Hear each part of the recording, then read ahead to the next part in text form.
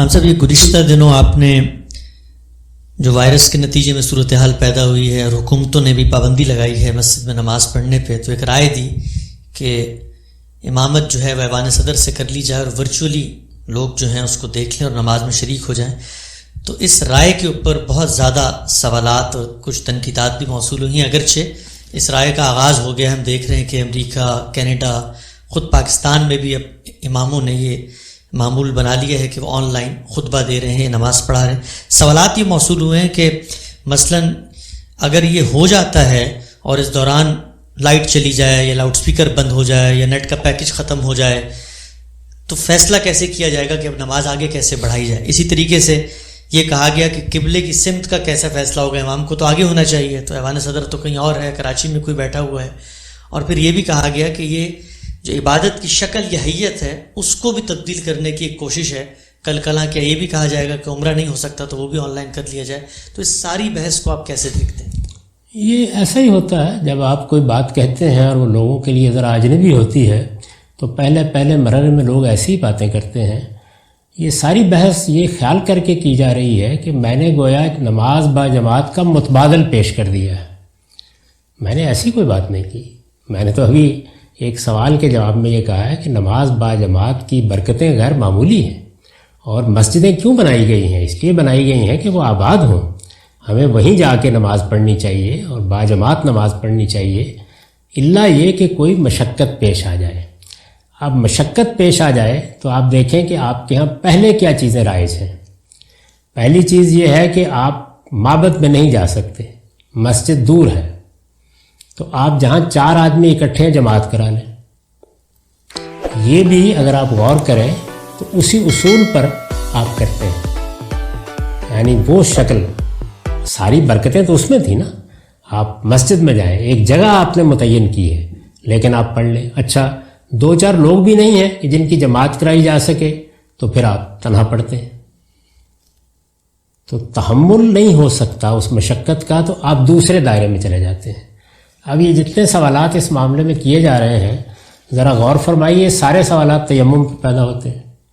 یعنی ایسا تو نہیں ہو جائے گا کہ جب اللہ تعالیٰ نے تیمم کی اجازت دی ہے تو لوگ وضو کرنا ہی بھول جائیں گے. اچھا وضو کرنے میں تو بڑا نشاط حاصل ہوتا ہے، ہاتھ پاؤں دھوئے جاتے ہیں، منہ دھویا جاتا ہے، اس سے تو ہمارے اندر صفائی کا، نظافت کا احساس پیدا ہوتا ہے. خدا کی بارگاہ میں جانے سے پہلے باقاعدہ پاکیزگی حاصل ہوتی ہے. یہ کیا الٹی بات ہوئی کہ آپ نے مٹی مل لی؟ کیوں نہیں کہا جاتا یہ؟ اس کی وجہ یہ ہے کہ جو بات میں نے کہی ہے وہ غیر معمولی حالات کے لیے کہی ہے. یعنی اگر ایسی صورت پیش آ گئی ہے کہ جس میں اب معبد بند ہو گئے، آپ دیکھیں حرمین بند کر دیے گئے، یہ معمولی حادثہ نہیں ہے. مسجدیں بند ہو گئی ہیں. ہمارے ملک میں یہ بحث جاری ہے، باقی دنیا میں بند ہو گئی. یعنی اس وقت امارات میں تالے ڈال دیے گئے، سعودی عرب میں مسجدیں بند ہیں، ملیشیا میں مسجدیں بند ہیں، ہمارے ملکوں میں مسجدیں بند کر دی گئی ہیں. تو مسجدیں بند ہو گئی ہیں. اس طرح کی صورتحال اب عام صورتحال نہیں ہے.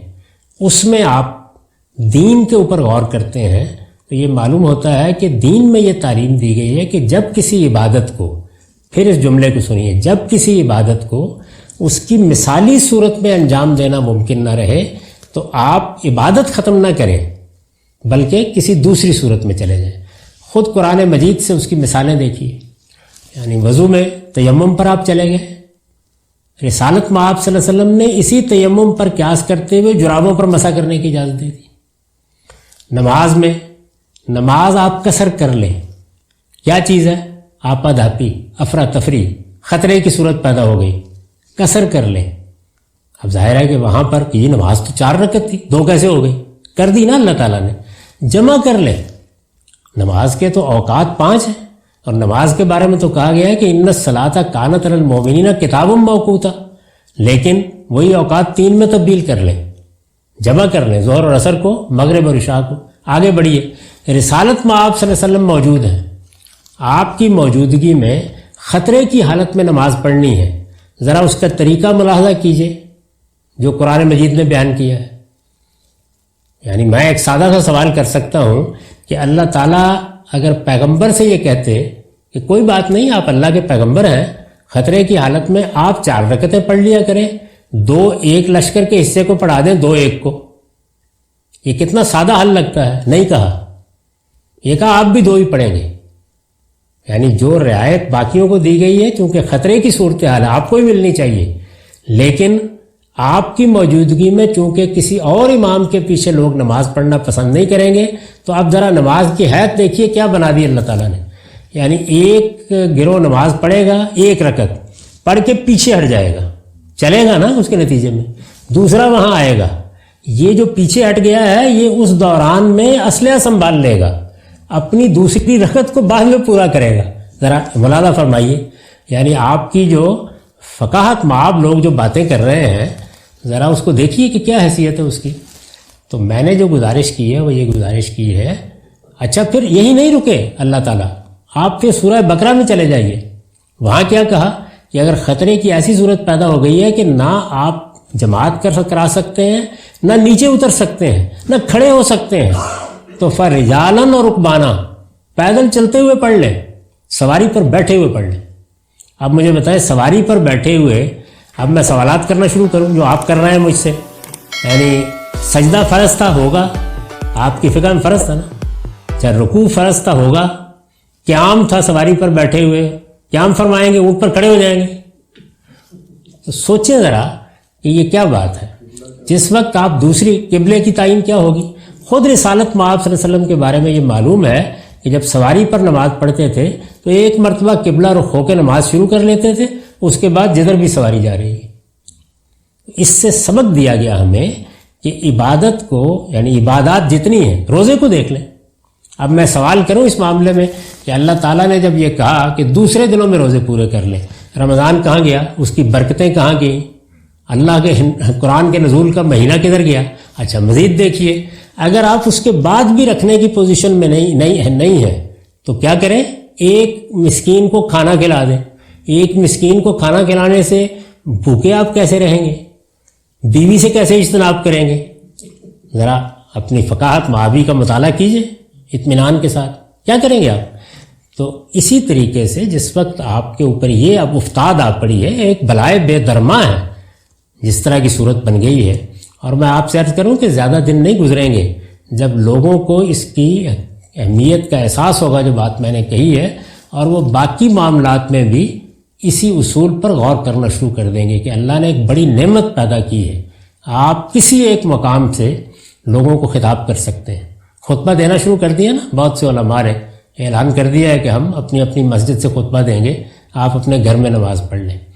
تو اس میں کم سے کم کیا چیز حاصل ہوگی، وہ یہ ہے کہ میرا یہ احساس کہ میں پوری امت کے ساتھ یا اپنی پوری کمیونٹی کے ساتھ یا اپنی مسجد کے سارے نمازیوں کے ساتھ اس مجبوری کی حالت میں گھر سے شریک ہو گیا ہوں۔ تو ایک ہے عملاً جمع ہونا۔ بہت سے لوگوں کو میں نے دیکھا کہ وہ یہ کہہ رہے ہیں کہ جی لباس کی حقیقت تو وہ اجتماعیت ہے۔ بھائی وہ اجتماعیت نہیں حاصل ہو رہی نا، اس وقت نہیں حاصل ہو رہی، تو کم سے کم اس کا احساس تو حاصل ہو جائے۔ میری طرف سے ایک نفسیاتی سی چیز کہ ٹھیک ہے جی میں سب کے ساتھ شریک ہوں، آپ ذرا کر کے دیکھیے، پھر آپ کو اندازہ ہوگا کہ اس سے کتنی بڑی نعمت حاصل ہوتی ہے۔ تو اس وجہ سے جتنے سوالات کیے گئے ہیں یہ اس سے متعلق نہیں ہے۔ پہلی بات تو یہ ہے کہ جس وقت ایک جگہ نماز پڑھی جائے گی تو سب قبلہ رخ ہوں گے، اس لیے یہ سوال ہی نہیں پیدا ہوتا کون آگے ہے اور کون پیچھے ہے، ہر ایک اپنی جگہ پر قبلہ طرف منہ کر کے نماز پڑھ رہا ہے۔ آپ بیت الحرام میں کیا کرتے ہیں؟ یعنی امام ایک جانب کھڑا ہوتا ہے اور آپ چاروں طرف نماز پڑھ رہے ہوتے ہیں، ذرا غور فرمائیے۔ اچھا یہ جو مثالیں دیں یہ ساری کی ساری تو عام زندگی میں بارہا مجھے پیش آئی ہیں، یعنی ایک بڑے مجمع میں نماز پڑھتے ہوئے بجلی چلی گئی، لاؤڈ سپیکر کی آواز ہی نہیں آ رہی۔ اچھا آگے پیچھے دیکھ رہے ہیں، ایک مرتبہ یہ ہوا کہ تراویح کی نماز پڑھتے ہوئے رات میں بجلی چلی گئی، وہاں بندہ بھی کوئی نظر نہیں آ رہا تاریک شب میں، وہاں کیا کیا جائے؟ ظاہر ہے ایسے تمام مواقع میں آپ کیا کرتے ہیں، جو صورت میسر ہوتی ہے، یعنی اگر آواز نہیں آ رہی تو آگے کے لوگوں کو دیکھ لیتے ہیں، اچھا وہ بھی نہیں ہو رہا تو آپ اپنی نماز مکمل کر کے سلام پھیر دیں۔ تو یہ بات ہے جو کہی گئی ہے، ذرا اطمینان سے جب لوگ غور کریں گے تو ان کی سمجھ میں آ جائے گی۔ اب بہت سے لوگ خود بیان کر رہے ہیں کہ جی ہمیں فلاں موقع کے اوپر یہ مسئلہ پیش آ گیا، ہم نے یہی کیا تھا، اور میں تو ایسے دسیوں گرانوں کو جانتا ہوں جن کی خواتین کئی برسوں سے میں دیکھ رہا ہوں کہ وہ حرم کی تراویح کے ساتھ گھر میں تراویح پڑھ رہی ہوتی، बहुत सी बात है। हज उम्र के मामले में, हज उम्रों के मामले में ये फ़ुक़ाहत ना फरमाएं, उनका ताल्लुक़ असल में एक ख़ास जगह से है। यानी नमाज आप घर में पढ़ सकते हैं, इजाज़त दी गई है इसकी। अगर नमाज के बारे में भी ये तय कर दिया होता अल्लाह के पैगंबर की तरफ से कि वो सिर्फ माबद या मस्जिद में पढ़ी जा सकती है, तो फिर ये इजाज़त आगे बढ़ती ना। वहाँ चूँकि ये गुंजाइश मौजूद है, तो हज उम्रा में भी आप देखें कि हम खुतबा तो सुन लेते हैं। यानी आपने देखा है कि जो खुतबात होते हैं मस्जिद नमरा से, जो खुतबा होता है वो सारी दुनिया में लोग सुनते हैं। तो अगर अल्लाह ने ये सहूलत बनाई है तो चलिए एक नौयत की शिरकत हो जाती है उसमें भी। आपने खुतबा सुन लिया, आपने देख लिया।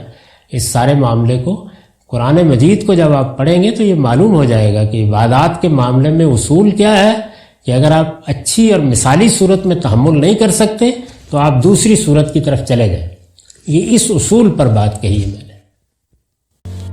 दोस्तों, अगर आपको वीडियो पसंद आया तो लाइक करिए और नहीं पसंद आया तो डिसलाइक करिए। दोनों सिनेरियो में लाइक चाहे डिसलाइक कमेंट जरूर करिए कि अगर आपको पसंद आया तो क्यों पसंद आया और नहीं पसंद आया तो क्यों नहीं पसंद आया, और मैं इंतजार करूंगा आपके कमेंट्स का।